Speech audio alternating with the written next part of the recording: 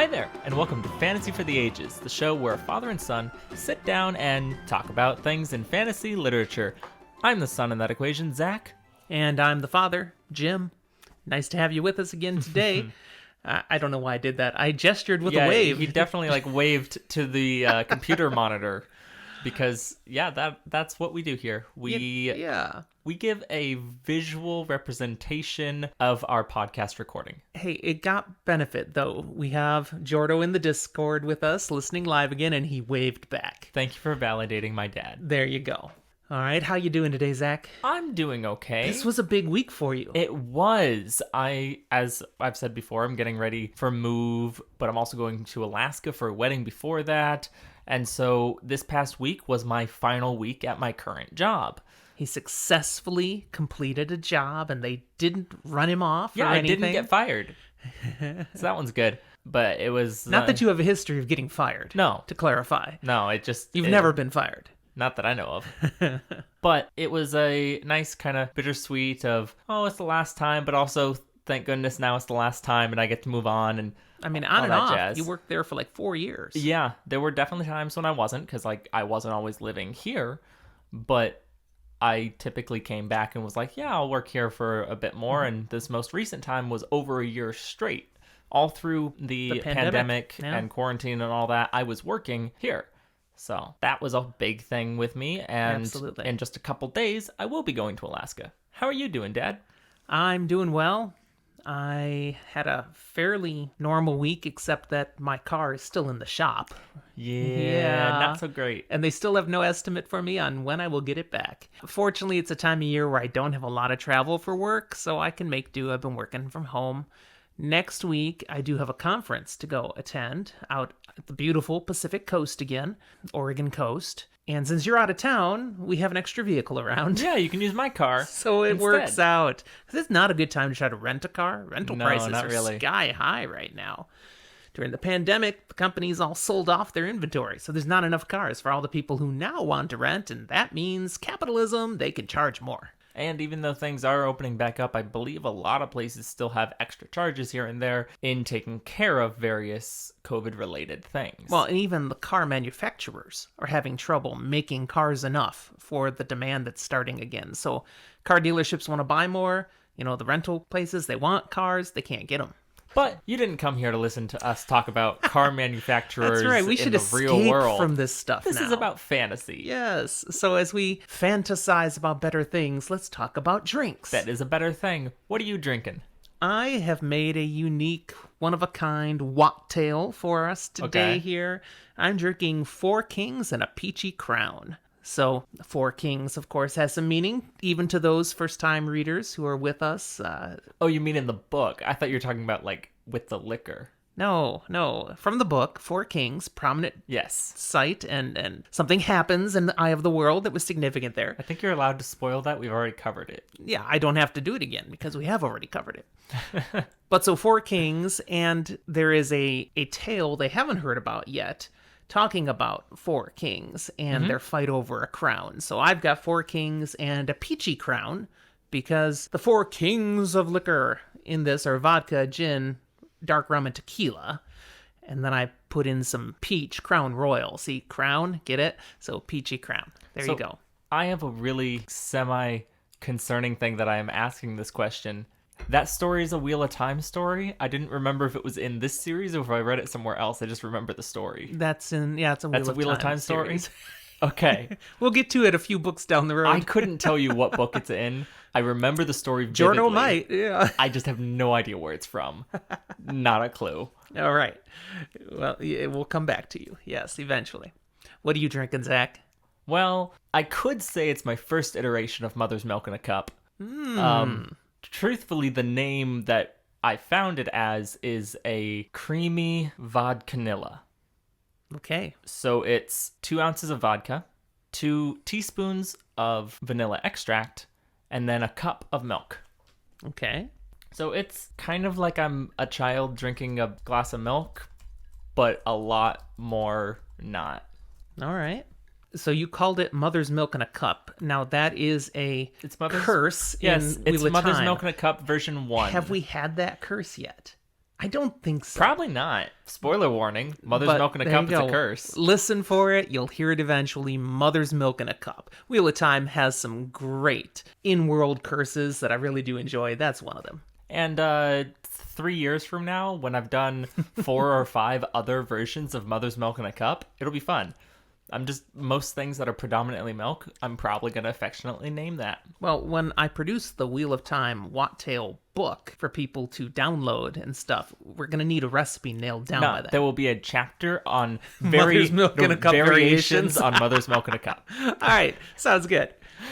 All right, we've got just 3 show notes today before we dive into content. Okay, let's do it. What we got? Number 1 is I just want to drop right up front that every listener of this podcast is invited to join our Discord server. Absolutely, please do. Yeah, talk with us. And I mean, it's a growing place. We've got a bunch of people who are regularly every day chiming in with questions and thoughts on Wheel of Time and other fantasy. And Taylor Swift. Taylor Swift has her own channel. I still haven't actually gotten my Taylor Swift story in there that You gotta get it in there. is Dylan's why, looking for it but probably. I'll get it up there. I need to find some pictures in an old computer that I need to boot up. The Taylor Swift channel was inspired by our collaboration with the Friends Talking Fantasy podcast. Dylan there being a big fan of T Swift. So I said, we can do some Taylor Swift, but our channel is mostly towards memeing her. And we're turning her into a dark fantasy goddess. And it's pretty funny. But anybody can drop what they want in the T Swift channel. So we have more humor, fantasy humor, other humor, all sorts of things. Please come join us. It's free. You just get to jump in and, nerd out with us. And you can invest as much or as little time as you want in it. That's right. So we hope to see you in Discord. The link is in the show notes. Woo! The second item is to highlight our next Wheel of Time episode. Yes, not this one. This one's the one you're listening to. We're going to talk about the next one. I think one. they know this is the one they're listening to. Thanks, Zach. But the next one that will come out on Wheel of Time, and that'll be right at the beginning of August, if you're listening live, is going to be, the first Sunday of August. It's going to cover just the final 2 pages of The Great Hunt, which is chapter 50. There's only 2 pages. So we're doing all the way up to right there before the last 2 pages today. On that last episode, it'll be a special one because we'll do something special with those last 2 pages, and then we'll spend the rest of the time talking about overall themes, impressions, theories. Kind of like we did with the end of our Eye of the World episode. Right.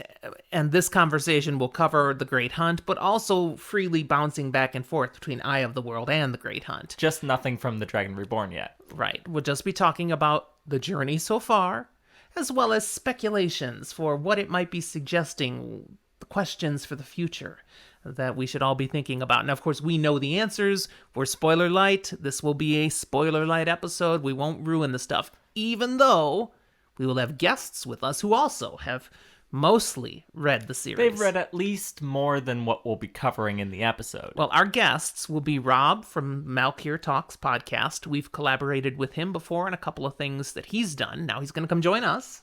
And then Gleeman Twitch and Mandy Cat of the Gleeman's Apprentice podcast. Our first time teaming up with them. We know them through Wheel of Time fandom. We invited them on. Yeah, and their podcast, they're working their way through the series as well. They're ahead of us. They're moving along there. But the thing is, Mandy Cat has not read beyond the 4th book. So they'll be very able to speak about the first 2 books with no problem. We don't have to worry about spoiling things, but on their podcast, it's done as a first-time reader one. Twitch, he's read it all. Absolutely. She's a first time through, and so that gives a nice spin to it, and we'll love having them on. She can feel like an expert for once. And you all can hear a little more about them from them next week. They'll give a much better explanation than we will. That's right. I will drop in the show notes for this one how you can find both podcasts, Malkio Talks and The Gleeman's Apprentice. Great shows. Final note. Got to hear from an author on Twitter this week. That's always both crazy and fun, It whether they're is. massive or tiny. It's nice, though, when you reference somebody's works and you tag them and you discover they are paying attention. Either that or whoever they pay to run their Twitter account. No, this one's No, not it so usually seems famous. I'm sure personal. it is really him. Okay, so this week we've been engaged with Fantology's monthly poll. They do a monthly Twitter poll. We've competed in them many times. We've never won. But we're still in right now. Oh yeah, we're in the competition. We've made it through a couple rounds already. This is on everybody getting to put forward their 3 top animal companions from science fiction fantasy. No real rules or restrictions on what that means were listed, so It's all have at massively it. subjective, And we have a fine pick put forward there. And there are lots of fine picks, but ours is the best, so Well, obviously we think so. So we've got Hedwig representing Harry Potter series. We've got Bella from the Wheel of Time. And then pulling from the past from before Zack is born, we have Falcor from the Neverending Story. I know the never-ending story, though. It Which never is good. ends. Anyway, so we're doing well with that. But looking at what other people had put out there, I saw one who had posted Miles from the Helldivers series. I've never seen anyone else reference the Helldivers series. I don't know the Helldivers series. But I enjoy the Helldivers series. There's 8 books out already. I'm partway into book 7. I say partway because I was partway into book 7 when we decided to start a podcast. And I've been busy reading other things ever since. So That I have to explains get it. back to it. Nicholas Sandbury Smith is the guy who wrote this. And he's written a whole bunch of things, mostly in the apocalyptic genre and the zombie apocalypse genre and stuff. So this is a very apocalyptic, dystopian, futuristic series. Very gritty. I enjoy it. And Miles is the dog companion for one of the main characters. We love a good dog. I saw that. I shouted out to them saying, hey, I love your choice. Miles is great. Helldivers is an awesome series. Nice to meet someone else who's read it. And I tagged the author, and he liked the tweet. No, it went no further than that, but his account, he went ahead and liked our tweet. So anytime, again, an author references something, I'm like, there we go. Maybe we'll cover some of his works in a future episode because you haven't spent time in that genre. I definitely am going Zombie to need apocalypse to and all this read it. apocalyptic Figure stuff. out. Yeah, I'd love to take you on a journey through. With all of that, then, it's time for us to get into the Great Hunt content. Yes, beginning with chapter 47 today. And what an awesome name. RJ is really killing it with the names. Yes. This end section of the book. Bam, We had, bam, bam. what was it? Last time we had Blade Master, and then to come out of the shadow, and now the grave is no bar to my call. Good stuff. As Discord says, shivers. name. It's like, yeah. Picking up right where Rand and Huron have left Ingtar to hold off the Shanshan. So Ingtar's still alive, but they've gone. They've left. Okay, so he's fighting. He's probably going to die now. We're assuming he's gonna die. Yeah, we never see that, but an it can be off-screen death. assumed. Yes, but he's decided to sacrifice himself to give the rest a chance to truly escape. So they've caught up with Matt and Perrin, who were at the horses now, and they're like, "What's up with Ingtar? Where's Ingtar?" And Rand is like kind of harsh about it. Ingtar's sacrificing himself. Let's not waste it. Let's go. Basically, don't question it. And of course, we know Rand knows more about Ingtar's decision, Yep. and he's trying not to go into that. Rand's not really that good at keeping secrets and things. His usual go-to, it seems like, especially in this book, has been be harsh and aggressive and push people away, and they'll just stop asking questions. It says something about his personality, and I would guess we're going to see that continue to have an impact as we move through the series. He maybe needs healthier ways to deal with such things. Rather than, trying to shut down questions by literally shutting people down. Right. But it works this time, and that's maybe why he does it. It works. They do get on the horses and escape the city. Which is good. Rand pulls up to a halt once they are free and clear. He intends to send them on to Varen with the Horn of Valir, while he goes back to Falme. See, he's feeling frustrated. There's a weight on him as he's thinking of the Borderland phrase that he heard from Lan. We'll repeat it here. Death is lighter than a feather. Duty, heavier than a mountain. And that's causing frustration because he feels so many duties right now. Don't go there, Jim. Okay. I didn't. I'm the younger one, and I was mature enough not to do it. There's a term when Both you're feeling you so and many Jordo duties, and Disco did. Yeah. I think I just said discode. You did. Discode. Okay. Discode to Discord. So what is he feeling pulling at him? Well, he needs to save Egwene, but he needs to take care of the horn. But he needs to deal with Pat and Fane. But he needs to make sure Matt and the dagger get back to Tar Valon for full healing. Blah! If you could just rip Rand right down the middle and send a half in each direction, neither would get anything done because the There's person too would fall much. fall And apart. he's thinking, why can't there be just one issue at a time? That's not how life works. Yeah, I was struck by that. Haven't we all felt that way at times? Yeah, that's literally how everyone always has to deal with and figure out. And you have to figure out your time management and your prioritization. And it's a whole mess. And most people, including myself, never really figure it out. We just try our best. And Rand, of course, let's remind everybody, is not that old. He's like 20. He's still a young man trying to figure stuff out, like all of us would be. I don't want to think about the fact He's that younger Rand than is you. younger than me. He's younger than you. I don't like that. Especially when I first started this when I was 9. Wow. I don't like that. So understanding Rand intends to return to Falme alone, he wonders out loud if, maybe he's going mad. This is what the people are thinking around him now. You sure? You're going to go back? I mean, you're going to run back towards the city where lightning is literally striking in the city? Yeah. Huron starts questioning him. What's going on?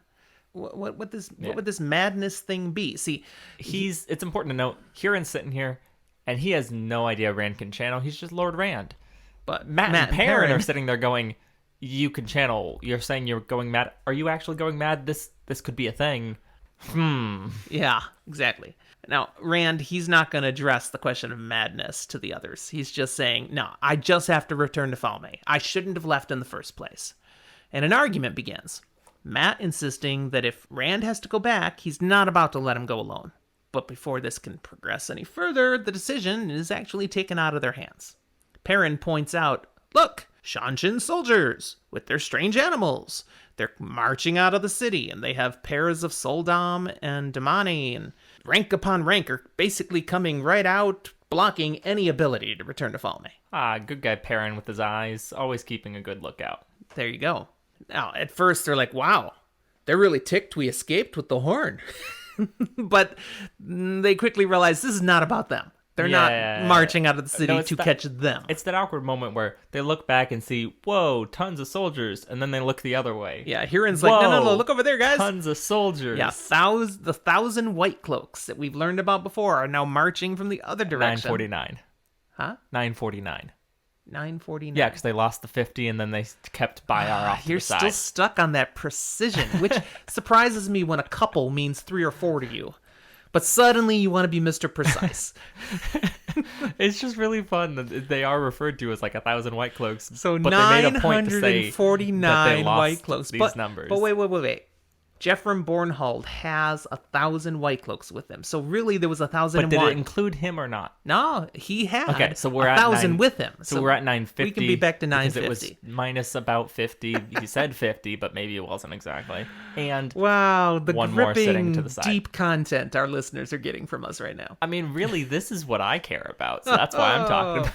The point is, they have a boatload of Shanshan on one side, a boatload of white cloaks on the other, and they are the filling in the Oreo.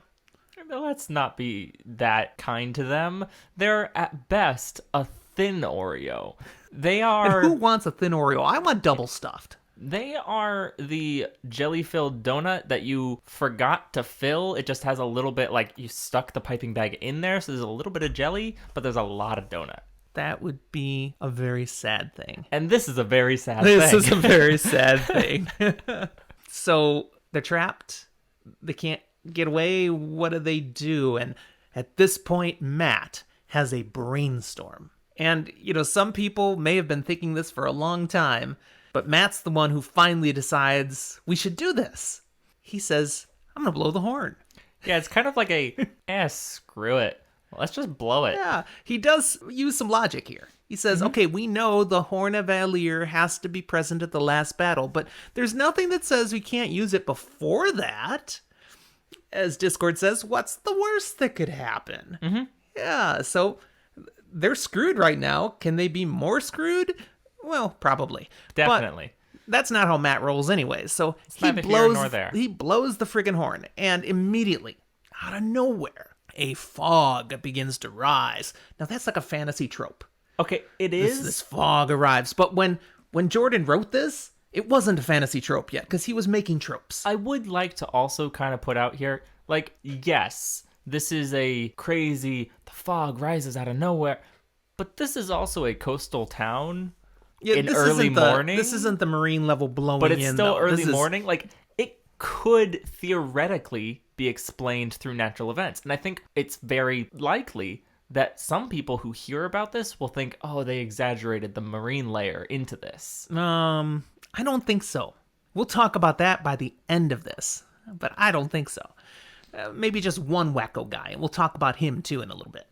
But okay, so this massive cloud basically is blanketing the entire land. And we're going to see right away how others are perceiving this because we shift to the White Cloaks.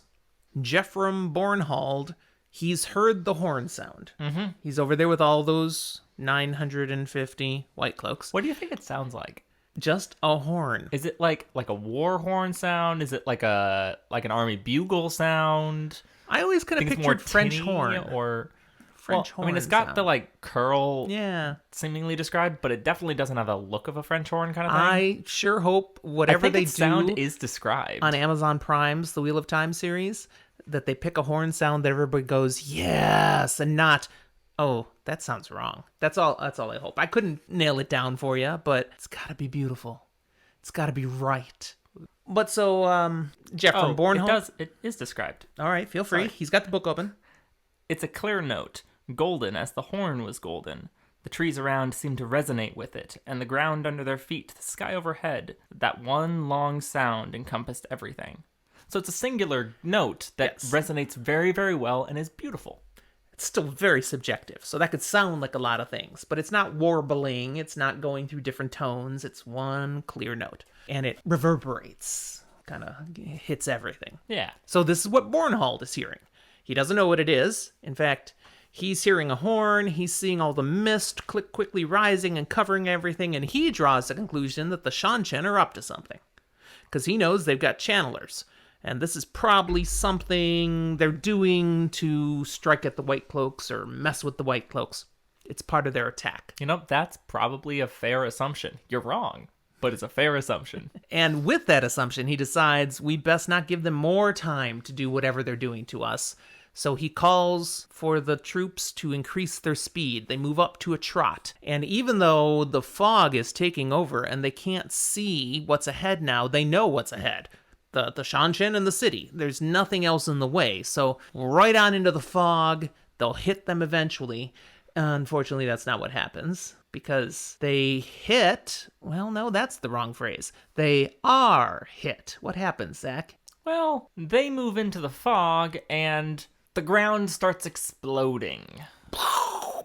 Not quite like a minefield, but that's Kind of like a minefield. That's the effect. The Shanchen are clearly striking at them. Yeah, men and horses go flying, or rather, pieces of men and horses go flying. People are dying quickly and badly. And Bornhald, what can he do? Well, he's committed to see this through. He's not going to retreat. He calls for the full charge, and they all advance now at a gallop. Well, not all. Now it's maybe like 667 of them. It's the ones that are left speed up full speed. What you can say about Bornhold is really that he is an honest, dedicated person. He committed to this and he sees it through, even as he's like, yeah, we run away, we die. We charge forward, we die. We stop, we die. So we're doing what we came to do. Best case scenario, he's hoping some of them will make it through and do a little damage. We'll die righteously. That's right. So they fly forward on their horses and they die rapidly, as far as we can tell. But we don't know for sure because you can't see what's going on. They're in the fog. The last thing we know about this group of White Cloaks at this point is Bornhald's last thought. This is what it says, which tells you clearly he dies. Bornhald's last thought is regret. The child Bayar won't see him die, won't be able to report accurately to his son Dane. What's that about, Zach? Remind us why he's thinking that. Well, Jephram Bornhold had told child Bayar to go and watch from a safe distance, like up on a hill, and report what happens to his son, and then go and report to the head of all of the Children of the Light what happened here. But there's a massive wave of fog that is suddenly there. That's right. All he's going to know is they disappeared into the fog. In the fog. There were maybe explosions, but I couldn't tell you exactly what happened. That's right. By the way, they started the charge with 949. Bayar wasn't with them. No, that's why it was 949 initially, but then you said it was 1001. They lost 50 and Bayar wasn't there. So when he charges in, you include Jeffen Bornhold now into the number of 1,000, and it's 950. But what I'm saying is when they were lined up, and we said I was 1,000, saying 949. They shouldn't have had 1,000. They'd lost 50 before, so 950. But really, already they would have been 949 because he pulled Bayar out. Okay, let me walk you through the process of math. No, let's not do it. Let's not do it. Just okay, for your sake. I was being cute. Ready? Stop! I don't want to have to edit this out. Discord's on my side. Let's move on. It's weird because you finally jumped into my camp. Fine. Now we return to Rand and the others. So real quick, jump back. Something really bizarre is going on around the horn. They seem to be somehow higher than the ground, even though they're still on the ground, but their perceptions have been changed by the fog. Rand is able to see through the fog, even though it's so thick. And what he can see is viewed as if from a height. Like he's up above everything and looking down at what's happening. So, there's something weird going on. So, looking one way, he can see the final charge of the White Cloaks and their demise. He sees the explosion, sees what's happening to them. Mm-hmm. Looking another way, he sees the city of Falme, again, down below him. Like he's way up on top of a hill or something, or floating on a cloud for all we know. At the same time, it's like he's looking up at Falme. He can't explain it. We can't explain it. It's There's a very something weird strange mess, and it perceptions. kind of seems like he's having a little bit of an acid trip, just in that his perception of everything is weird and skewed. Yes. What he sees in Falme is the Shanshen are in the city and lightning is still ripping its streets. And then down by the harbor, he sees ships with men scurrying about. And one ship in particular he recognizes. Yeah. He's like, that's the Spray. Hey, there's Captain that Bail do be Doman. Bail Doman. There's no way he should be able to see one individual on a boat all the way at the harbor, and yet he can clearly tell. You had no problem with them recognizing people from hundreds of feet off before, and now suddenly you have an issue with it? When did I? What? In the last few chapters when I was making a stink about it. You're losing me. Every time people made connections like, oh, that's Egwene down there in the courtyard. Yeah, but this was no way comparison. This distance is a totally different thing, dude. Yeah, it's ridiculously far. It's still the same thing. Yes, I agree. Except this is a reason be able difference. to see it. That there's, again, something with the fog and the horn that's causing perceptions to be like this. So he literally can see Doman clutching his head with both hands as he stares at all the lightning and everything happening. Oh. It's a strange thing. And then we take it up another notch of amazing and incredible as some riders emerge from the dense mists. Yes. The heroes of the horn.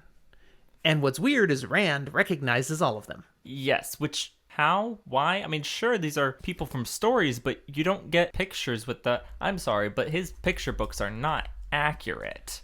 It's able like to he knows these people. Being able to recognize people like Rogosh, the Eagle Eye, Gaidal Kane, Birgitta of the Silver Bow. So you're right.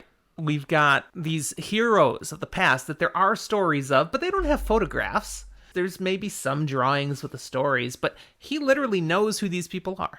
Others, he recognizes them by lots of different names, which is weird. He knows who they are, but he knows, okay, hey, that's Michael, but also Mikkel. And that's Patrick, but also Pedrig. And that's Oscar, but also Otterin. What's going on here? It's a mess. And then at their head is someone he recognizes as well, Arthur Hawkwing. Crazy, being able to recognize Arthur Hawkwing. Who's been gone for 1,000 years. Now this gets crazier. Okay, the Heroes of the Horn, they number just over 100. We've just named a few, but Rand recognizes this whole group. Matt's like, that's all of you?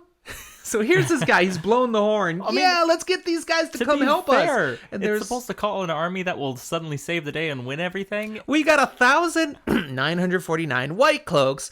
We got a whole city of Shanshan, and you 102 showed up? Yeah. I thought this horn was special. Even if you guys are awesome, there's only that many of you. Oh, Matt. But Hawkwing points out, okay, there are few who rise to the level of being bound to the horn, like us. It's not just about being courageous. I mean, there are high standards, apparently. Apparently. And then he looks at Rand. He calls him Luce Theron. And he says, you would know all about this if you were able to remember when you're in the flesh. Okay, whoa, what does that mean? What's going on there? Well, first off, we just had Arthur Hawkwing, who we've heard about, who's back by the horn, look at Rand and go, hey, you're the dragon, suck it up. More than that, he's saying, you're a hero of the horn. No. Yeah. No. Yeah. No. That's what he's saying. I vehemently disagree. Because he's saying... he says, about all these things about being bound to the horn, and says to Rand, you would know all about that. Yes. If you could remember. That doesn't mean that he is that. I disagree. Oh, so disagree. This is... Okay, what episode are we? 46. This might be the first time we've had this epic of a divergence in our perspectives. The dragon is not a hero of the horn. This has nothing to do with him being the dragon. You went to write to the dragon, and I say this comment has nothing to do with him being the dragon. This has to do with him being a hero. You can't really separate those entirely. I can, and I am. If we're talking about his soul, it's kind of one and the same. He is the dragon. Okay. Therefore, you're saying the dragon is a hero of the horn. That's what you're claiming. I'm saying his soul is a hero of the horn. Which is it the dragon. necessary that every time he's spun out, he's the dragon? Maybe there are times he's spun out when he's not the dragon. No, what I'm saying, when his soul is spun out, it's not always Rand. It is always the dragon. No, it's always his soul. Yes, sometimes he's going to have to play the role of the dragon, but other times the pattern may not need a dragon at that moment.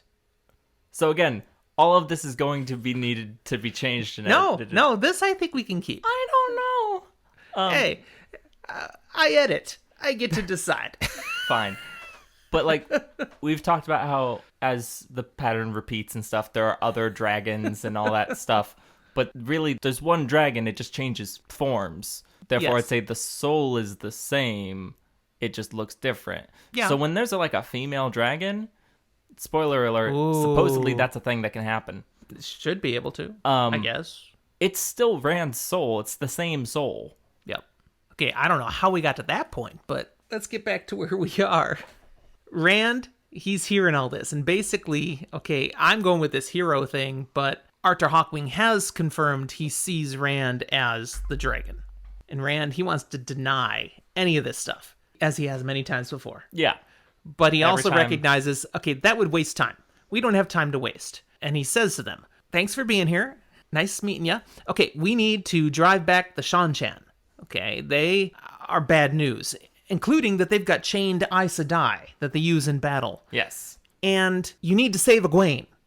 Okay, now those two needs are totally different levels. You've got massive army, bad guys. Oh, and there's this one girl. Or are they different levels? Well, the heroes think it's different levels because they start chuckling. Number of them behind Arthur Hawkwing, and Brigida fondly states, yeah, you always choose women who cause you trouble, Luce Theron.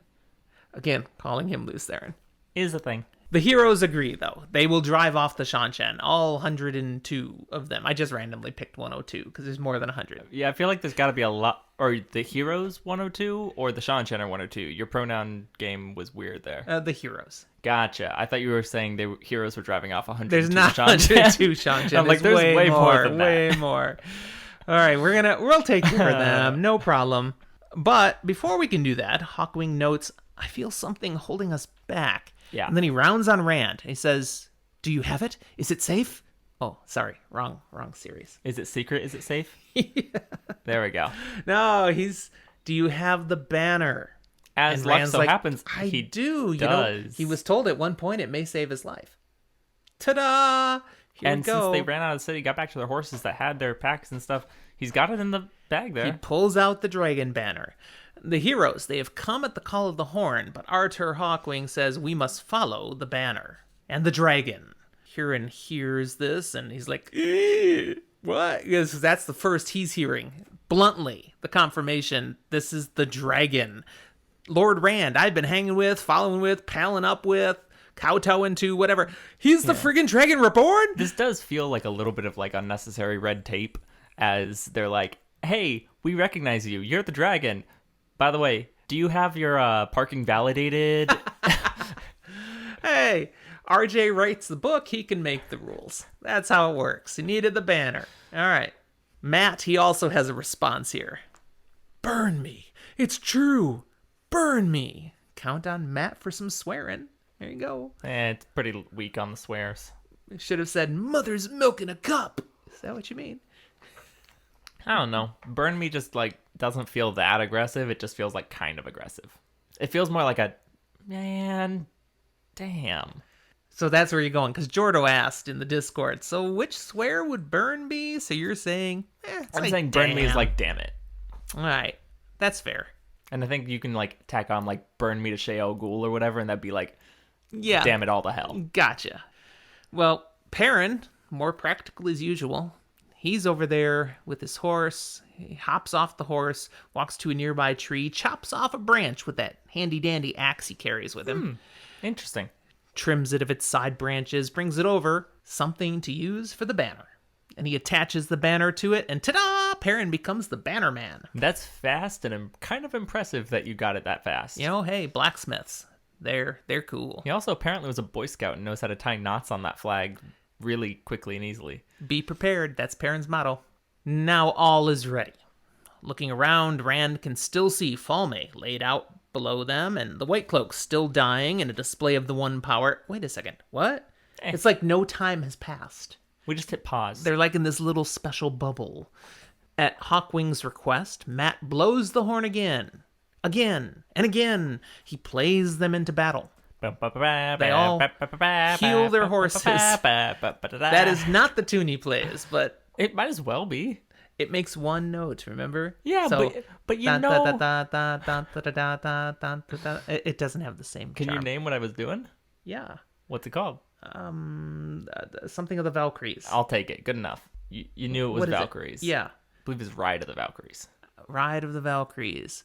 I also know it's by Richard Wagner. Mm-hmm. The only wonderful German opera writer. I almost got a chance to actually see that I just opera. Offended our German listeners. Yeah, they like other opera people. I had a chance to see that opera and missed it by like 30 minutes or something. Götterdämmerung. That's the name of it, right? The whole opera? I don't remember. I think it is. It's 5 hours. And you won't understand At most least. of it. I mean, you studied German, but still. I would have been okay. I can go and listen to an English opera and not understand half of it, probably. But I know. Are there any English operas? Yes. They're Italian. They're German. Probably. There are English written ones. I just don't know if they're in the English language. We'll find out at some point. This would be called a tangent. There are operettas. Yes. That are English. Yes, there are. So no time has passed. Back on track. Phantom of the Opera count as an opera? No. Trying to get back on track. He's playing them into battle, Matt is, and they all charge. As they do so, the fog seems to thicken even further. Yes. Until Rand can't see the heroes anymore. He can only see Perrin, Matt, Huron around him. And then as they keep going, he can't even see them. It's like Rand is riding alone. But then he does see someone else. Right in front of him, Baalzamon appears. Well, that's sudden. His horse rears wildly, and Rand is thrown from the saddle, just barely managing to hang on to his heron-marked sword. Oddly, though, as he lands, it's not like hitting the ground. It's like he just stops flying through the air. Yeah, no. It's a really weird, almost magical situation we find ourselves in. Discord asked, is this like a dream shard now? Has he pulled him into a special place again? And I don't think so. I can't explain what's about to happen. I think it is magical in some way, but I would say not a dream shard because, and this comes up later, they're seen. I'd argue potentially dream world, though. And I'll save that for being in my spoiler room thing. Ah, okay. I potentially could say this is, again, part of whatever has been done by the horn. and that this is part of what the wheel is weaving at this time through Interesting. the magic of the horn. That's just my thought. And I also will say this is going to make friggin' great television if they do this right. When they get to this point in Amazon Or series. it will look really bad. No, please no. I hope not. Okay. So he's been thrown from the horse, but he's just fine. And his horse is gone now. All he sees is Balsamon, or Ballsy for short, because that's cool. It's easier to say than really, Balsamon as well. It's not really cool. I'm going to practice it's just, saying Balsamon, but Ballsy. it He just, is rather ballsy, right? Exactly. Yeah. It's specific. Rand climbs to his feet. It's a one-on-one confrontation, and yet Rand can still sense somehow that the heroes in the distance are meeting the Shanshan, with Perrin, Mat, and Huron among them. And though overwhelmed, I mean, again, 102, 105, if you throw the guys in, against hordes, rank upon rank of Shanshan, and yet they're pushing the Shanshan back. In my brain, the already existing, like, theatrical depiction of this is when Aragorn kind of has that army of the dead come sweeping through and just slaughters army. Nice, That's the nice. Heroes of the Horn. That's what we're seeing They're happen. unstoppable. They're forcing the Shanshan back. That's working well. Not quite like No, it's Lord not of the Rings, exact though. same system. Like, and I touch you, you theory, die. Not like that. But it's that idea of these, like, almost slightly spectral people who come through and just whoosh. So thankful for knowing that that's happening, he turns his full attention, Rand turns his full attention to Balsamon and assumes the void, reaches for the true source, because this is what you got to do when you're up against this guy. He's one-on-one with the Dark One again, so what do I do? Rand, of course, doesn't really want to do anything with Balsamon because he's got Not one really. person on his mind right now, and it's not Balsamon, it's Egwene.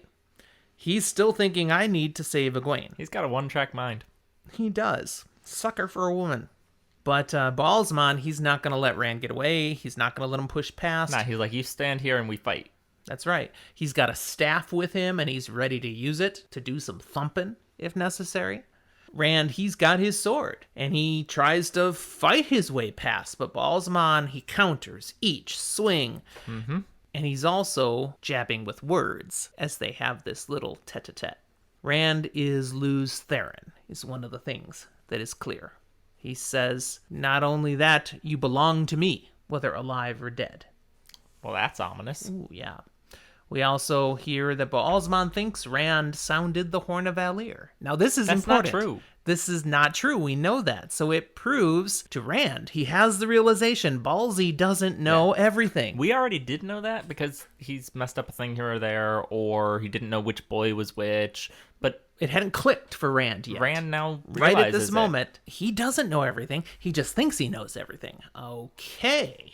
Balsamon refers to the one power filling Rand and says, that's going to kill you unless you allow me to train you, to teach you how to control it, which I will do if you willingly serve me. Now, to a lot of people, that would probably be tempting. Mm-hmm. Rand's just thinking about Egwene. He don't care. Yep. So he literally just, I don't think he says anything. He just attacks. Well, he responds exactly that. You're exactly right. He responds with another attack. But Balsamon, he just blocks the things again and responds even stronger. So Rand is pushed onto the defensive. Mm-hmm. And as he's retreating, he notes with his peripheral sense that the heroes fighting the Shanshan are also retreating. They're falling back. The Shanshan are advancing. And as Rand and Balsamon continue to duel, picture them going back and forth across the room, he sees that the same thing is happening down below. He realizes whatever's going on here, we're linked. That there is some reflection in this. As Rand is winning, so are the heroes. As Rand is defensively backing up, the Shanshan are advancing.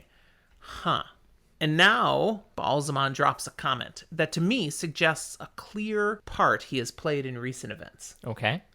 He says, they will not save you.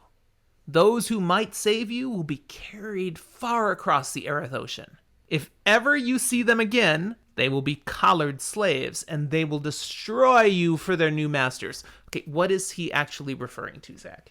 Well, I mean, he's clearly talking about the idea of Damane being... I started laughing at Discord. Jordo says, obviously Ballsy hasn't checked his voice messages from Surath. So, Damane, who been collared and stuff. Specifically in this case, this weird plot that had people close to him get taken across the ways, brought over here. Some of them, Egwene, collared and going to be sent across the Earth Ocean. This shows clearly it was Baalzamon that Suroth and Leandrin had referred they to talked as about, that master they were scared to. of and stuff. Apparently, but Baalzamon ordered the hit. But he hasn't checked his voice messages, No, so he ordered doesn't it know and it has worked out the way they would he do thought. it. That's right. It's that sort of thing of like, you tell people to do it and you assume they can do their freaking job. So these things, these revelations and information, they're all adding up for Rand. So as the fight continues, he goes ding. Okay, and here's another piece of it that puts him to the final, really significant connection. He sees as they're fighting that Baalzamon is afraid of Rand's sword. He's like really attentive to where the swings are coming and makes sure he blocks every one. And he does. He's skillful. Rand hasn't been able to land a blow. Yeah. But wait a second. Steel can't hurt the Dark One.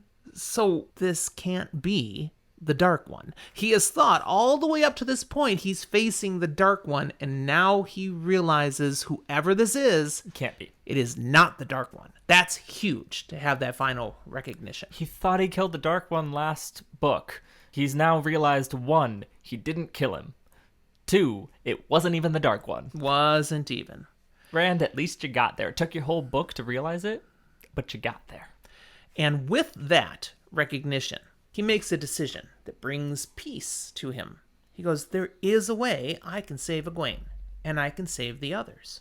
He just has to win. Yeah, I just got to take this guy out again. And for real this time.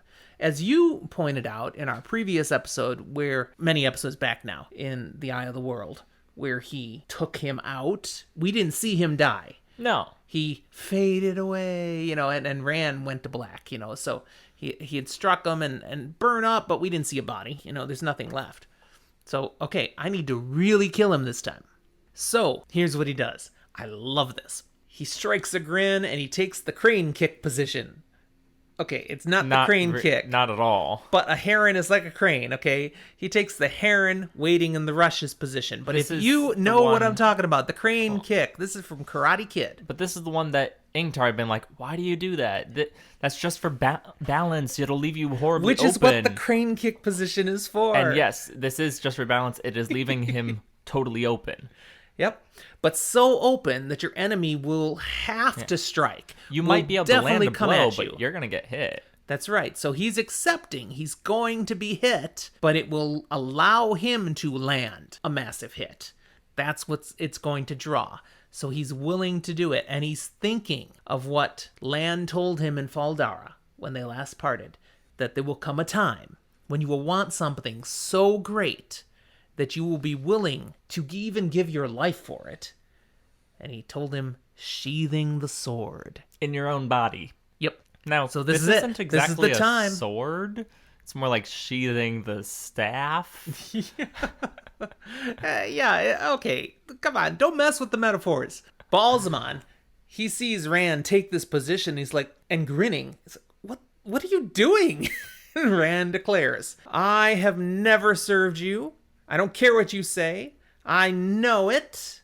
And then we get a Matrix moment. Here's another call out to a sci-fi fantasy movie. All right. Come, it is time to die. And I so see him with the fingers twitching. That's fair. It's great.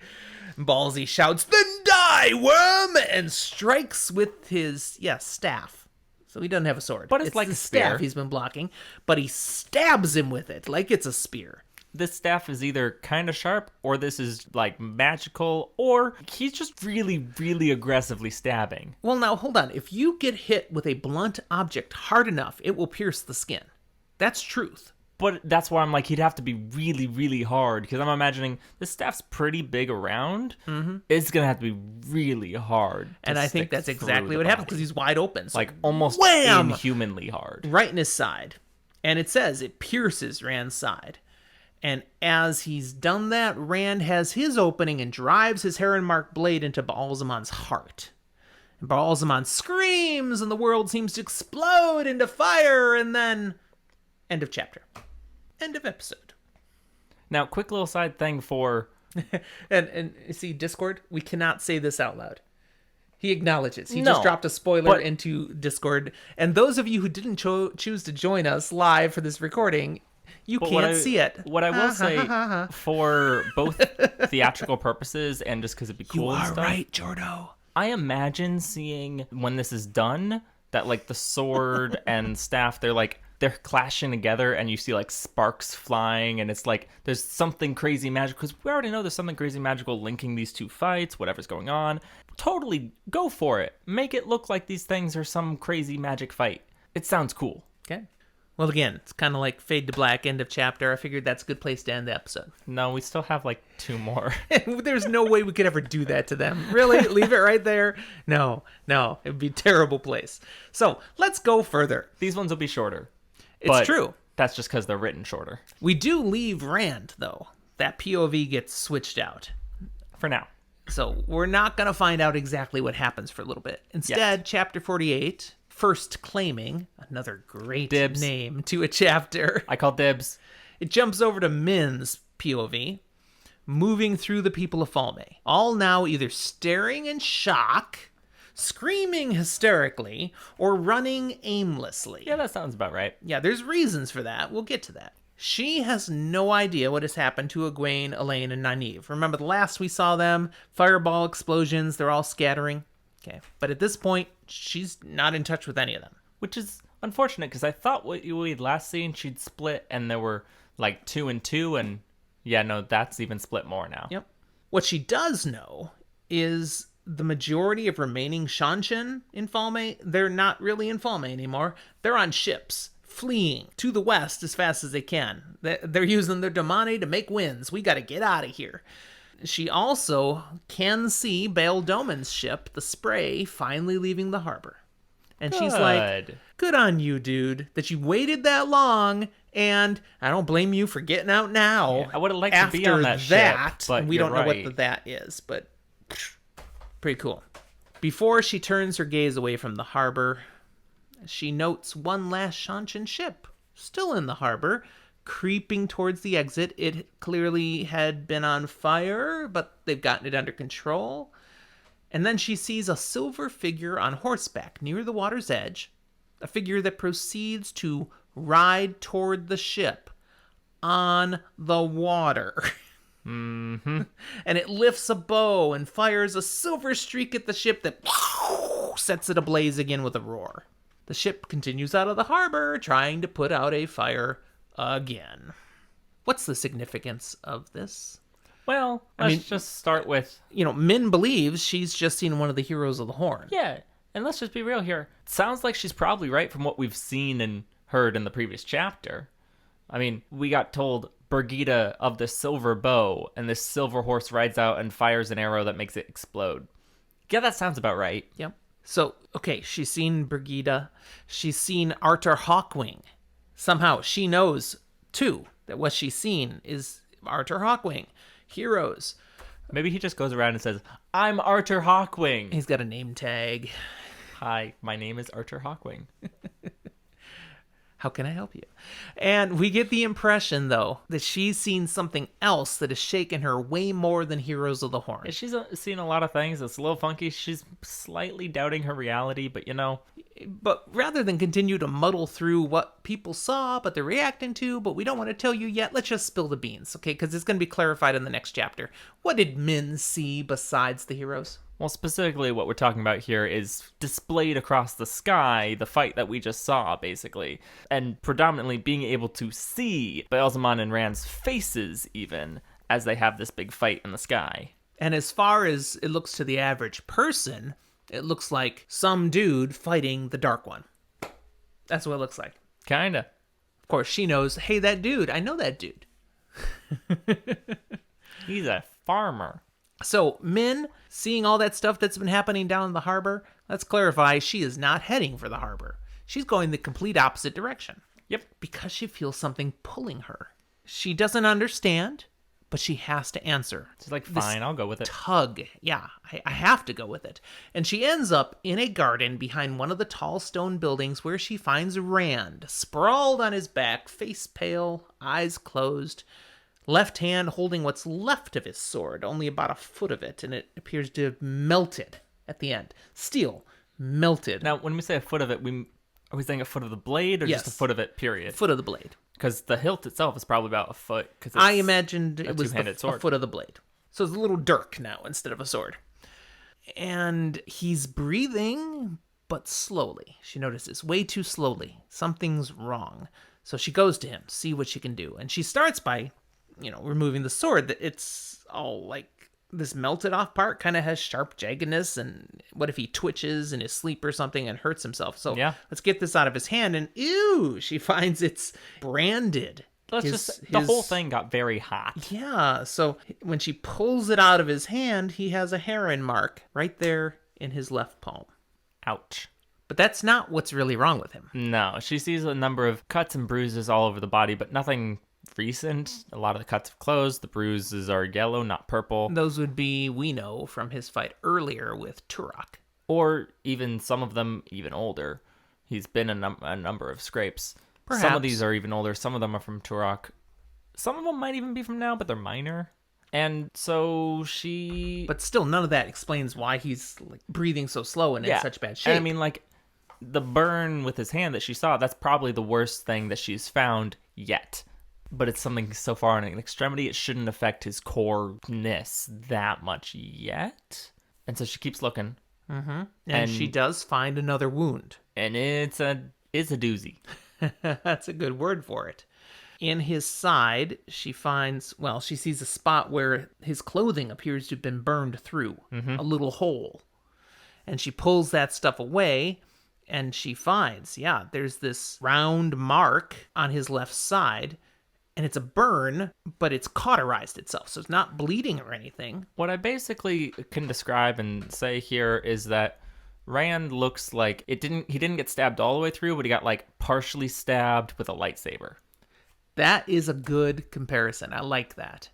And instantly cauterized. How big do you think this thing is? We're talking 2 inches around, 1 inch around, I guess 5 inches around. I guesstimate in its full size about the size of a fist. The worst central part of it, I would say, is probably a little bigger than a quarter, maybe a $50 silver dollar kind of thing.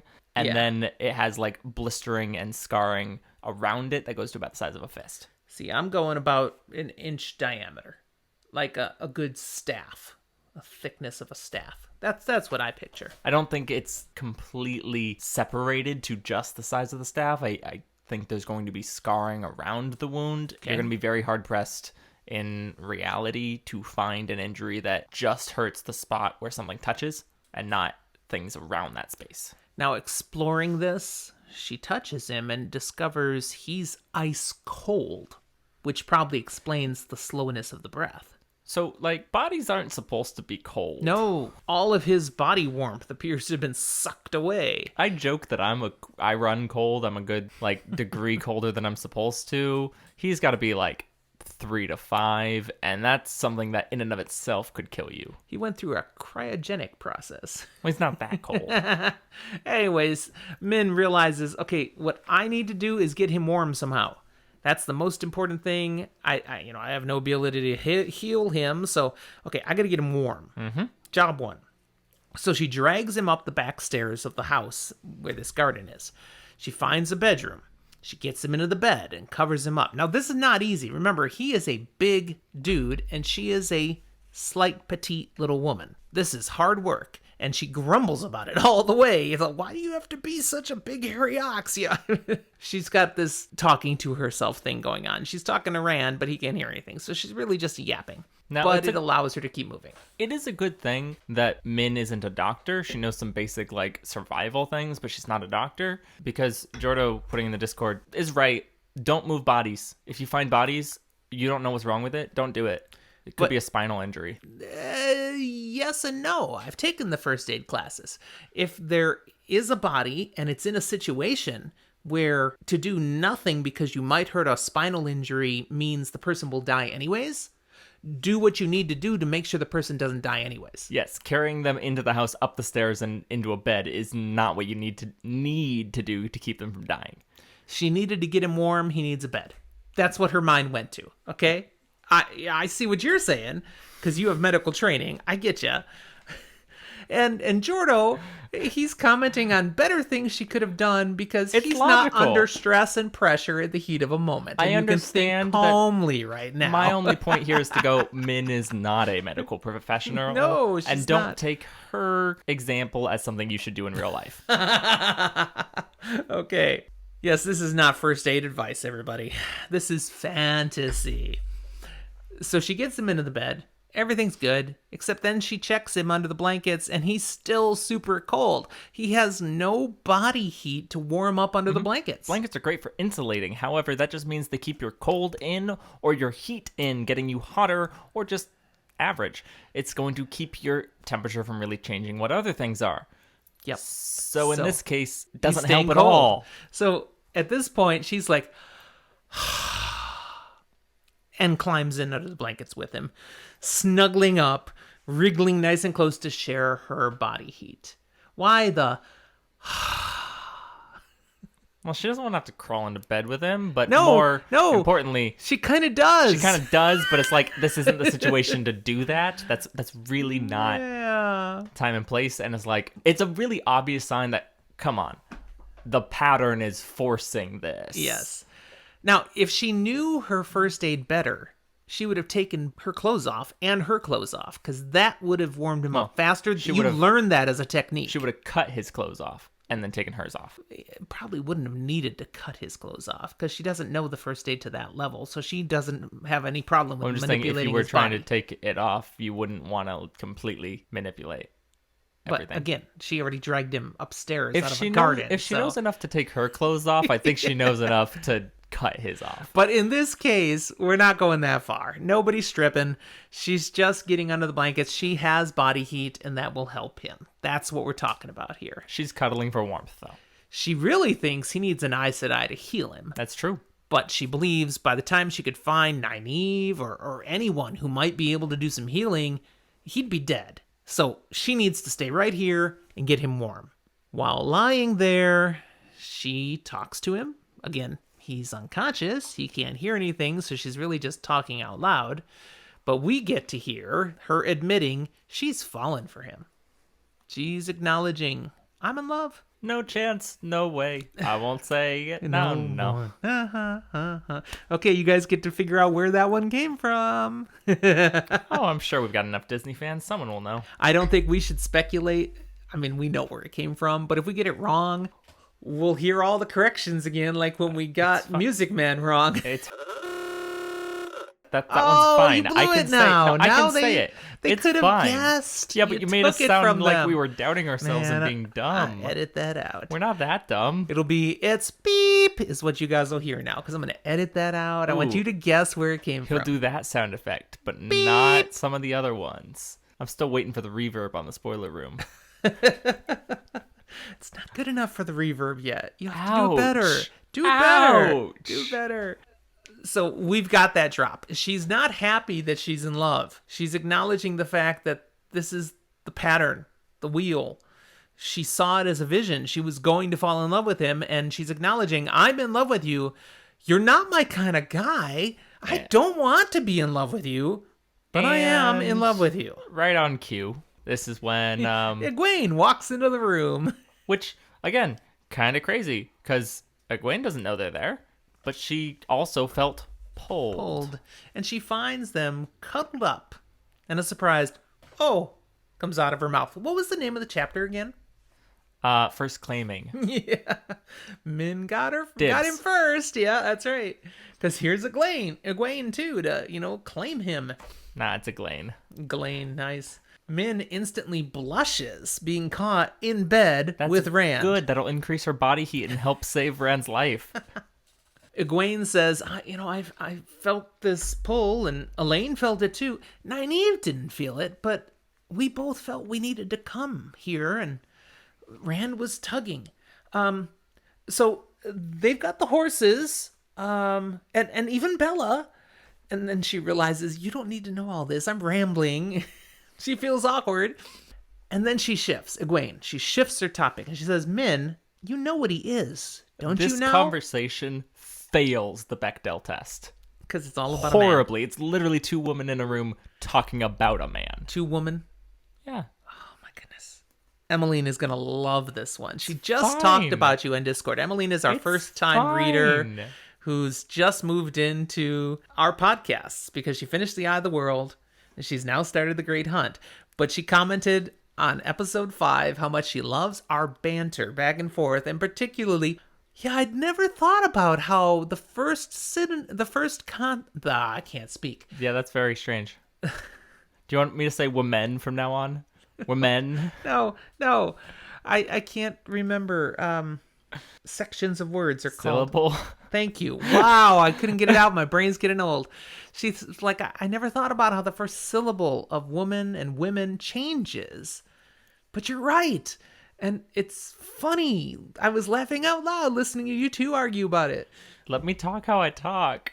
Women. It's ingrained. You're not changing me on this. I People understand. failed. People understand what I say. It's just if you're choosing to be nitpicky on it. It's also entertaining to argue about. So Egwene has made this statement to Min. You know what he is, don't you now? Which is, of course, a reference to what they all saw in the sky. They know what he is. At the very least, he channels. More likely, come on. Everybody's like, he's the dragon, right? He's the dragon. There's a few lines of dialogue between the two of them, and I felt rather than explaining it, it would be better just to read it. Gasp. So I'm going to read this out loud. We hear, I know, from Min. Min wanted to take her arm from under Rand's head, but she could not make herself move. Been there. Yeah.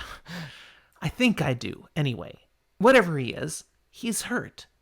I can do nothing for him except keep him warm. Maybe Nynaeve can. And Egwene replies, Oh, you wanted this as a dramatic yeah, read? Sorta. Just, I don't want to be all the voice. Go ahead and read Egwene. Min, you do know he cannot marry. He isn't safe for any of us, Min. Speak for yourself, Min said. And she pulled Rand's face against her breast. Like, dude, sorry you're unconscious. It's like Elaine said, you tossed him aside for the White Tower. What should you care if I pick him up? Egwene looked at her for what seemed a long time. Not at Rand, not at all. Only at her. And she feels her face growing hotter and wanted to look away, but she could not. I will bring Nynaeve, Egwene said finally, and walked out of the room with her back straight and her head high. Now, we know what they're talking about. Yep. But I just look at this and go, this is two women talking about how a man is not housebroken yet. That's what it looks like. They're treating him like a dog who is going to pee all over their furniture. Like, I know that that's not what this is. No, not at all. But that's the vibe I get.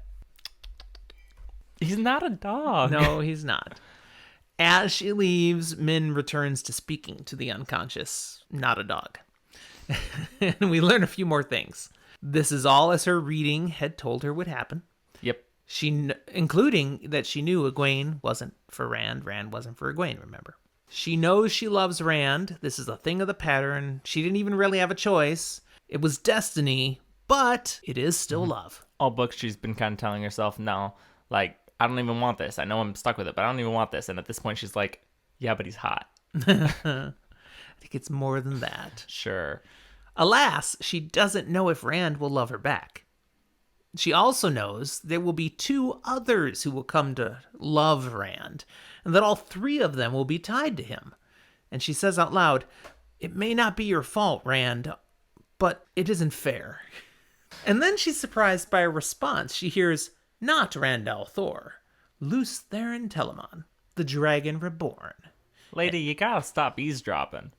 And Min looks up and sees this lady, the most beautiful woman she's ever seen. Yeah, we've heard that before. We have. Pale, smooth skin, long black hair, eyes dark as night, dressed in the brightest of white with a silver belt and silver jewelry. Who have we seen dressed like that? The Lady Selene. We have. But this person, she comes over to stand by the bed. She smooths Rand's hair, and Min's like, ugh, feels this jealousy. She says, who are you? And she hears from this woman, Lanfear. Ho! Mic drop. Yeah, it's just kind of that casual moment of just like, who are you? Oh, I'm someone who could kill you with a glance. Yeah, there's only one person would. in all of the world named Lanfear, because no one would name their child Lanfear. This is the name of one of the Forsaken. Are you saying this is our Adolf? Yes, but there's 13 Adolfs in this world. Nobody names their child Lanfear. Nobody names their child Balthamel. Also, if you do have a child named Adolf, that's totally fine and okay. It's just kind of the go-to of an atrocious person act thing. On a more minor version, as teachers, I had children that were very difficult. Oh, yeah, no, I have a whole list of names of people that I cannot name a kid. Having worked in childcare Yep. now, exactly. You get these visions attached to The certain nightmare names. children are the ones who you cannot name your child after. It is what it is. I remember being told that, no, I can't say that just in case someone who, that we child don't want or someone who was a former parent student of mine to of listen. yours. Exactly. Just in case. Let's not peg any of those children. Thank you. Sensitivity are us. Okay, so she's freaking out a little bit to realize she's before one of the Forsaken. And Min hears some powerful things out of her mouth. First, she says, Lanfear says, he doesn't believe yet, I think. He knows, but he does not believe. I have guided his steps, pushed him, pulled him, enticed him. He was always stubborn, but this time I will shape him. Good luck with that. The Shamael thinks he controls events, but I do. Good luck with that. And then Lanfear tells Min that Luz Theron belongs to her, and that Min may take care of him until she returns. And then poof, she's gone. So, are they in an open relationship? So there's a lot in that statement. We really can't break it down much more because it would be too Spoiler spoilery, but we're emphasizing, hey, that's kind of important what she says, and that's why I repeated it. Yep, there's lots in there. The chapter ends with a last paragraph where we have a POV switch to Child Bayar, the one White last cloaks. remaining white cloak in the region. He's galloping away from Falme with the news of all he saw. And that news must now be carried to Dane Bornhald, and then to Pedra Nile, the Lord Captain Commander of the Children of the Light, as Bayar was commanded. And what does Bayar believe he saw, Zach? Well, I think this is partially important to go, yes, it's what he believes he saw. It's also just what he believes happened, because we know he couldn't actually see most of it. Right. So he put context clues together and Yes. came up with that this entire legion of the Children of the Light are dead. They've been betrayed by dark friends, including Perrin Aybara of the Two Rivers. That's right, we saw that Perrin. So he must be a part of it. Absolutely. And he also has to tell what he saw over in the sky in Falme. This is where we still don't really know yet, but we've already explained what happened. But he needs to relay that to the Lord Captain Commander of the Children of the Light as well, because that's also huge. And that's where chapter 48 ends. So where the first chapter took us, with our opening notes, almost an hour, this one took us 20 minutes. So yes, Well, a that's little good. shorter, a little And shorter. This next one will take us another hour. No. Chapter 49 is titled What Was Meant to Be. Sees us returning to Rand's perspective after the passing of some time. How much? Well, we're going to find out. Rand, he just wakes up. He's been unconscious since that battle with Baalzamon and learns it's been 5 full days. He wakes to discover Min nearby watching him, and he's surprised to see her in a dress. When was the last time Rand actually saw Min? Pretty sure it was Barrelon. Yeah, So this it's girl in the been- breeches. It's been months, And and yet- he had a couple poignant conversations with her over a span of 2 days. But he recognizes her and recognizes she's wearing a dress. That's not how I saw you before. He's a little disoriented, and he tries to piece things together from a conversation he now has with Min. Yes. So through this, we learn, like I said, 5 days it's been. During those 5 days, they've journeyed east from Falme. Okay, so they're 5 days out of Falme. Nynaeve, Elaine, Min, Egwene, they'd all been there in Falme. Yes. While he slept, Varen has headed back to Tarvalon with Matt, along with Egwene, Nynaeve, and Huron. The girls, they're going back to continue their training in the White Tower. And Matt needs to go back with that dagger to go get healed for reals. And also, they took the Horn of Valir with them. Because why not? He learns that he's got a new heron mark in his palm, his left palm. And remember, he already had one in his right. And so he's discovering the burn brand that Min found last time. But we also remember he also had the other one on his other hand from during that dream sequence. And he's kind of disturbed to see those two heron marks now, because he's thinking back to the prophecies of the dragon, the Koreathon cycle, that he had Tom recite for him. Something about twice and twice shall he be marked, once the heron to set his path, twice the heron to name him true. Which screams that you are the friggin' dragon reborn, dude. It's like he's wearing the proof.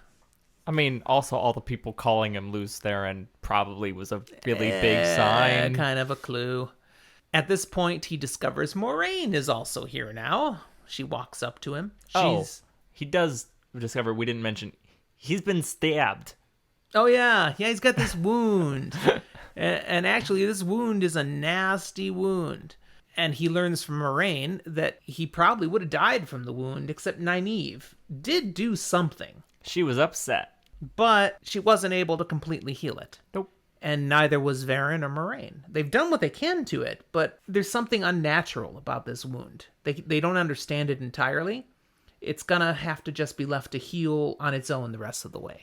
I have a very minor question about that I don't think needs to be cut. But is this a function of the wound, do you think? Because that's what I've always thought. But also, like, I vaguely think I remember something along the line of if you do something and, like, heal, then once it's been healed, it can't be healed again further or something.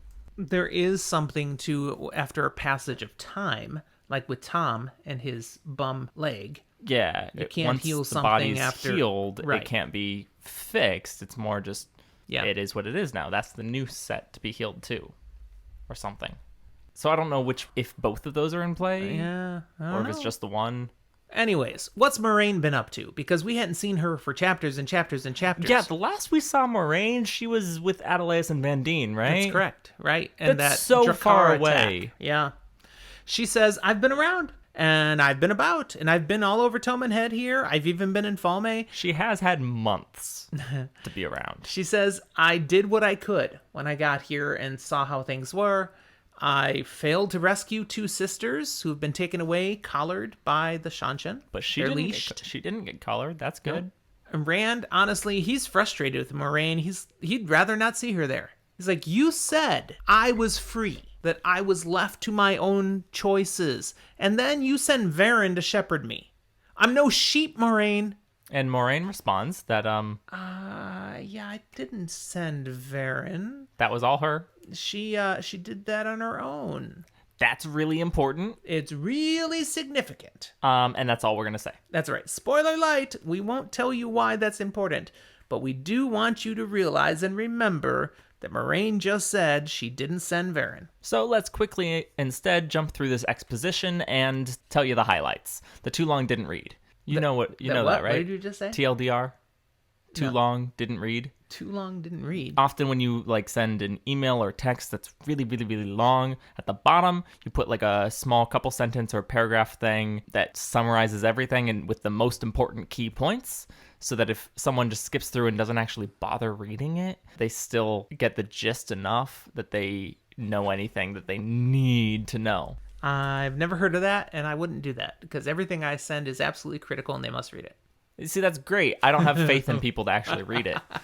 Especially, and I love them. I love them so much. They're going to listen to some of this. If they don't read what I sent, then it's their loss, and they'll suffer the consequence. See, like I said, I love them. They're great. Some of my D&D players don't read some of the things, especially lore things that I send to them. So for their and my benefit, I usually include TLDRs. Got it.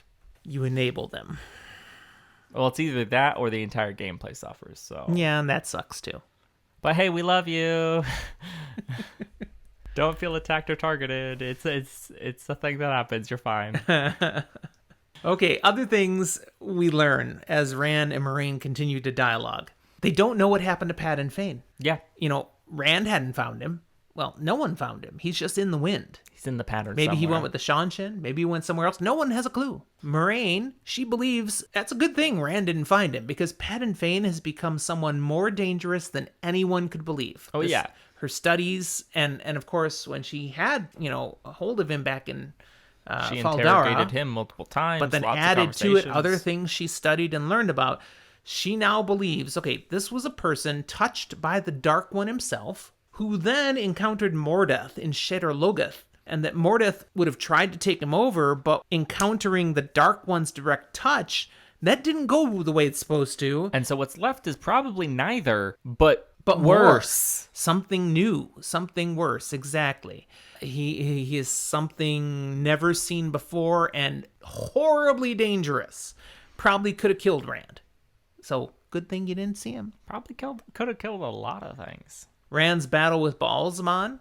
We also learn now, this is where we get confirmation in this dialogue with Moraine. Everybody it was saw it. visible to everyone up in the sky above Falme. Did you feel validated? Remember that? Yeah. Up in the sky above, the prophecy. We had a really nice planetarium projector that just Yeah. put it all up there for us. It was great. And in fact, it was probably not only visible to Falme, but all across Toman Head. Everybody could see these shapes up in the sky doing You're a the big thing. star. Yeah. And the story of this is spreading all over. Probably well beyond Toman Head already, and it's just going to keep going. There's drawings and stuff already made. People, those street artists, they're real fast. And when something like that happens, they go real fast. So there's some really good images of you, Rand. And people have identified this not just as Rand against this guy. They've identified it as the Dragon Reborn against the Dark One. And the Dragon Reborn happens to look just like Rand. So, I mean, within the next month or so, pretty much anywhere you go, you're probably going to be recognized as this Dragon Reborn from the picture. Yo, DR, what's up? Yeah. You could get free drinks at most bars. I was just thinking, buy a drink? That's funny. Even as all these signs are pointing to Rand being the Dragon Reborn, he refuses. It's not that he says he doesn't believe it. He's saying, I won't accept it. I won't be the Dragon Reborn. But Moraine points out, yeah, that choice is kind of pointless. Because even doing nothing, you're wreaking havoc. Just think about Kyrian. Okay, you were in Kyrian. You intentionally tried to do nothing. You refused to play the game. And she's telling him. And the city's in civil war now. The country is in chaos. Yeah, he didn't know that quite yet. And she's telling him, just your presence, you being who you are, regardless of your stance on it, makes an impact. It is breaking things apart. It is the way it has to be. So let's add more things to the mix. Kyrian, you said, is in civil war. Yep. But the Black Aja are starting to reveal themselves too. First time in 2,000 years, there's genuine proof of Black Aja. Eridoman and Terabon, they're on the brink of war with each other. Mm-hmm. And there's more. Yeah. Moraine plays her trump card. Undeniable sign that the world is breaking again, and that the dragon has returned. She pulls out 2 Quendiar seals on the Dark One's prison, the ones that Lord Turok had in his collection. One had been Bail Doman's, and one he had. Neither of these are the one they found at the Eye of the World. That's right. Which was also broken. Well, I didn't say that these were broken. Yeah, you did. You said pulled out 2 broken seals. I didn't say broken. You're going to listen. This happened a couple Jorda's episodes ago. going to mention here that you said broken seals. I didn't. You heard it in your head. Remember the last time you really went to die on that hill, and then I played it back to you and showed you were But wrong? I'm going to be right this time. No, I hadn't said broken yet. Anyways. It's also very possible you said 2 Quendiar seals as I read something that it says broken, and so as I read the word broken. That is exactly right. Anyways, these 2 are broken. They're broken. And she says, and the one I had before from the Eye of the World, it's broken too now. So 3 of the 7 seals in the Dark One's prison are broken. Was that one not found broken? I thought it was found broken. No, it was not found broken. But it was broken by the time they got it to Swan Sanche. Originally, it was not broken. Because that's why we know. I'm going to look that back up in a little bit, just because I thought it was. Nope, not originally. Probably I'm wrong. It's totally okay. Some of these details I kind of let slide. My bad. The point is, 3 are now broken. We can confirm. There are only 7. And when all 7 are broken, the Dark One's prison will be torn open, and he will be able to directly touch the world again. Right, so we're going to hope that the other 4 are actually semi-indestructible like they're supposed to be, and these 3 were just like flukes. And Moraine mentions again, per prophecy, that the only hope for the world is that the Dragon Reborn is there to face the Dark One when it happens. It's inevitable. It's going to happen. There's not some way that we can somehow make sure the other 4 don't break. They're going to break. They were not eternal. They were going to, even though they were made from Quindiar that doesn't break, they were going to break. He needs to be there and be ready. They put duct tape on this, which is an amazing fix. It fixes almost everything, but it does degrade over time. That's right. Rand, man, he feels overwhelmed by all this. Understandably.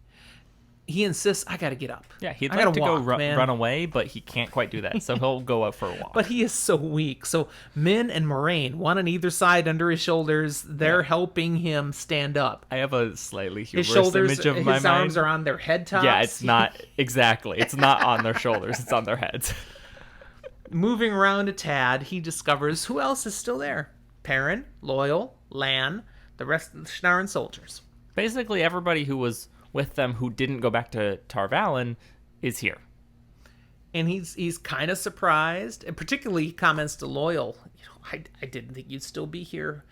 But Loyal's like, Where else would I be? I am. You're my friend. I hope we're still friends. And Rand's like, I will always be your friend. I mean, until I'm too mad to know what I'm doing, but yeah. And the tail starts wagging because he's happy. Yeah. Oh wait, he's not. He doesn't actually have a tail. It's just. But it's the sentiment that counts. He's a nice lad. And then Rand sees the dragon banner still up on a pole, planted like right in the middle of the camp, blowing on the slight breeze. Get a nicer pole, or did they still use the same branch? It doesn't say. It's probably the same branch. Rand's like, really? Really? Okay, it's bad enough that I may be the Dragon Reborn, but do you have to hang out a bloody sign? And Moraine says, it's too late to hide. It's always been too late to hide, honestly, but now the word is out. And let's drive that home a little bit. Yeah. You got these Shannaran soldiers. They approach and they kneel to him. And they say, the coming of the Dragon Reborn breaks all oaths and bonds. We would give our oaths to you, Lord Dragon. He's like, no. You're Lord Agelmar's men. No, not anymore. And let's really drive it home. Okay. Who was the one that hated him because he looked like Aiel? That'd be Massima. Massima is there looking at him with his eyes shining like, this is God. He's, as he looks at him now, it's like this total switch. He's filled with a zealous fervor for the Dragon Reborn. Let's take note of this reaction and just remember it as we keep going. Yeah. Hint. That This might be person, significant. all these things. Massima is practically worshiping. And even now. the Dragon Reborn breaks all oaths and bonds and all that. This is a very important thing that happens in a very small chunk of this book. We'll just remember it. Moraine notes that the world will be broken. It will be broken, whether Rand breaks it or not. So, I mean, you might as well break it, right? No, that's not what she's saying. That's not what she's saying. That's not what she's saying. Tarman Gaiden is coming, and Rand can't do a thing about that. But you can do some things. You have a choice. Yes. He can embrace who he is, stand up, be the Dragon Reborn, face the last battle. Or you can just say no forever and leave the world to be completely defenseless. Yeah. The Dark One takes over and ta-da! Dark One's coming. You can be there to face him, or you can not and give him free reign.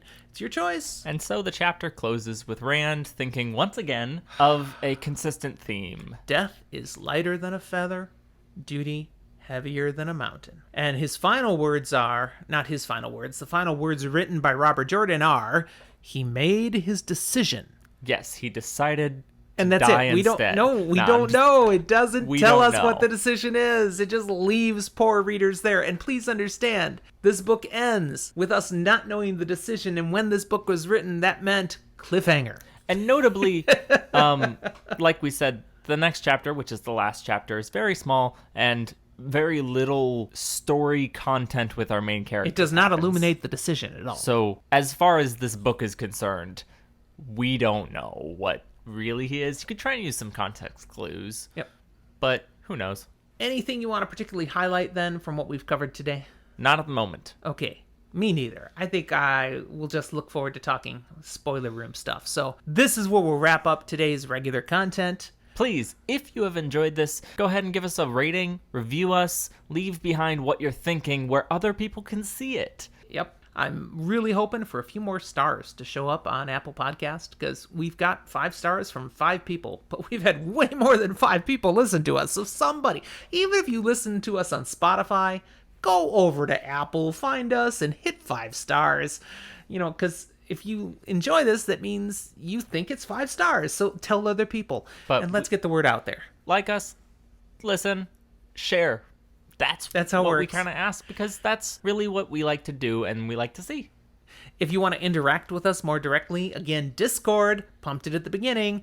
The invite link is down in the show notes. Come join us. We'd love to have you be part of the Fantasy for the Ages family. That's the biggest and best way to talk with us. Totally. But there are a number of other avenues if that's not your cup of tea. We have an email. We do. It's fantasyfortheages@gmail.com. If you send us an email, we will reply. We also have social medias. We do. We're really active on Twitter. Multiple posts every day. We have fun. We even throw out some fun polls where you can vote. A lot of those are Wheel of Time ones. Once in a while, I'll throw in something else. But mostly the polls are Wheel of Time. And come engage with us there. We exist on Facebook. Yeah, I check maybe once a week. So if you really want to connect with us, find that thing called Twitter. Or be on our Discord. Facebook? And if any of the drinks that we've mentioned sound interesting to you, you can find them on our Instagram page included with a picture, or at least you can find my dad's. Mine are usually a little more on the fly. Yeah, we didn't put yours in there. You've drank all of it now. Well, I've drank most of it. That's not worthy for a photo, what's left anymore. There's like an inch of mother's milk in a cup. Not anymore, as he chugs the rest. Okay, final way that you can connect with us is to become a patron. Find us on Patreon. The link to our Patreon page is in the show notes. That's a way where you decide you want to be next level in being part of this podcast, and you're financially supporting us. For as little as $1 a month, you can come and sit in live as we record and have a chat with us. It's a very fun time. Jordo says, do it. There you go. We've got a few patrons so far, not that many. We're thankful for the ones we have. Very much so. And that little bit is helping to offset our costs, but not all of our costs, for sure. I mean, we actually pay a chunk of change to make sure we can host these on a website and get them distributed everywhere. So, and of course, we paid for the microphone so we don't sound so horrible like we did in episode 4. Remember this is that? much better. Oh man, that was painful. Sorry to all of you.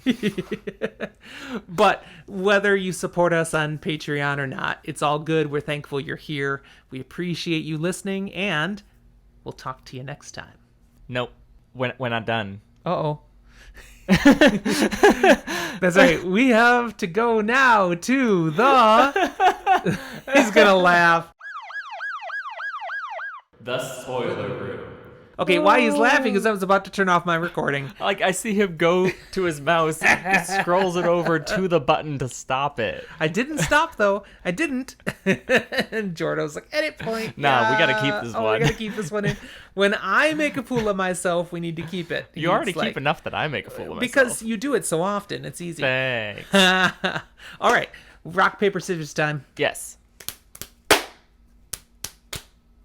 You get to go first. So, Okay. taking my control back in this spoiler room zone, I am going to talk about a little bit spoiler, but largely the focus is actually technically theory.